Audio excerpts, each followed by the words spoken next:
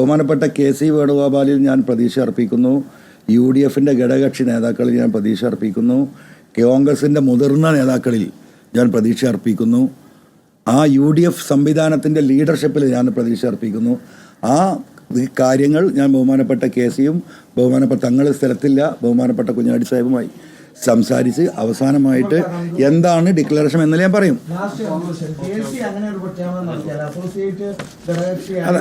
എൻ്റെ പൊന്നരുണെ ഞാനെ പറ്റി ഇപ്പോൾ പറയില്ല. ഞാൻ KCയെ കണ്ട് സംസാരിച്ചിട്ട് ഞാൻ ബാക്കി പറയുള്ളൂ. 2 ദിവസമായില്ല നിങ്ങളിങ്ങനെ ഇടങ്ങാറായി നിൽക്കുന്നു. ഞാനൊന്നും പറയാത്ത ഇത്രയെങ്കിലും പറഞ്ഞില്ലേ. Let us wait and see. ചിലപ്പോൾ പടച്ചോനായിരിക്കും. പടച്ചോൻ സ്ഥാനാർത്ഥിയായിട്ട് ഇറങ്ങും.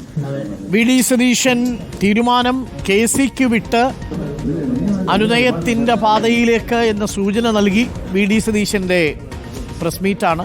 VD സതീശനെതിരെയാണ് ഏറിയ പങ്കും സംസാരിച്ചിരിക്കുന്നത്. എന്നിട്ട് ഏറ്റവും ഒടുവിൽ VD സതീശനെ കുറിച്ചല്ല, VD സതീശനെ കുഴിയിൽ ചാടിച്ചവരെ കുറിച്ചാണ് പറയാൻ ശ്രമിച്ചതെന്ന് കൂടി പറയുന്നുണ്ട് PV അൻവർ.